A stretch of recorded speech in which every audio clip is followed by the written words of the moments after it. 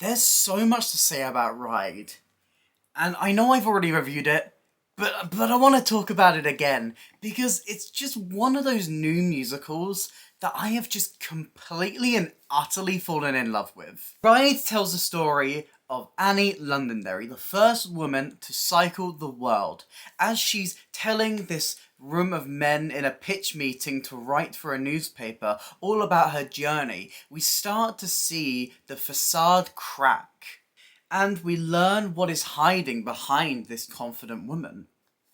This two-person musical is so beautiful. It's so well told. It's so engaging. But why? Why does Ride work so well? Let's find out. But if you haven't seen my face before, hi, I'm Ellie. I talk about theatre. I do reviews, I do discussions, I do video essays, and if any of that sounds interesting to you, please consider hitting like and subscribe. It really helps me. It helps out the channel. But let's grab our bikes. Let's go. Ride it. I never learned how to ride a bike, so I could probably ride one. I think one of the main reasons that Ride works so well is because of how it tells its story. This show is 90 minutes long, and honestly, most of my favourite musicals are a little bit shorter. I feel like often the shorter runtime keeps the pace up a lot, and Ride is no exception. This story flows incredibly well. As we jump from location to location with Annie meeting so many of the wacky people she meets along her journey, all multi-rolled by our two talented actresses. It manages to make the story feel big even in this very small space. The office set is very confined.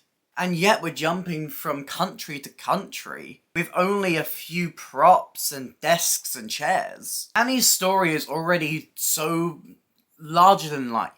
It makes sense that it feels so good on stage. It has a very natural theatricality. And I think the pace of the show is also helped by this really fantastic score. I don't think there is a single song that I could leave behind. It's a really fresh score. Every song feels really impactful to the story, even the ones that feel a little bit more exposition heavy. The title song, Ride, is an absolute bop. It's fun, it's upbeat, it's so full of passion. It sets up so brilliantly exactly why Annie loves to ride, why Annie does this, and her passion and her love for cycling. The Wager is a very exposition-heavy song, but it's presented in this really fun way, with a very different musical style, and a lot of fun characters for our two leads to jump into. Everybody Loves a Lie is one of my favourite numbers in the show. It's so full of magic, and it's just a very fun number to come halfway through the show. There's By My Side, as Annie is begging Celine to stay with her through the European trip. Which, I don't know if it's just me. I mean, a couple of other people when I was there mentioned this, but in this version, it somehow feels more sapphic. It feels more fruity, and you know me. I love things that are a little bit fruity, so I love this song. It's a great moment, really showing Annie's desperation. Even if she's not quite saying it, you can tell her loneliness and how desperate she is to have someone there by her side. I said it. Then there are these really great heartbreaking numbers as we're introduced to Fred Rose, such as Miles Away from Boston and Stranger, where we really peel back the layers of Annie's character. And then there's Out of Time, this really great number that comes towards the end, which is this full circle moment for Martha's character, as she finally has enough confidence to take the lead and push herself to the front. This score is so well crafted, so well written, it's so fun, it's so varied. I've been listening to the cast album non-stop, and honestly, you need to too. You need to too. Altogether, this book is so good at telling the story in an engaging way, and it doesn't waste a single second. But most of all, I think it's such a success because of how we get to see these characters' journeys unfold. It's so satisfying to watch. And it's especially satisfying thanks to the fantastic performances from our two leads. Liv Andrewser is an absolute star. In the very first second she steps on stage as Annie, she just completely captivates the audience. Her performance is so full of charm, and you can tell how much pride Annie takes in every single detail of her story. She commands the room. And as the show goes on, as we learn more and more, as Martha comes in and adds a different dynamic, we start to see this mask slip as we're led into Annie's more heartbreaking moments, her backstory, the things that she's been keeping hidden. And Andrews' performance of Stranger, it'll break your heart. So much fire and pain behind it. I didn't think her performance from Charing Cross could get any better, but my god, what a performer, what an absolute star. Katie Ellis is our new Martha, and she's really stepped into this role.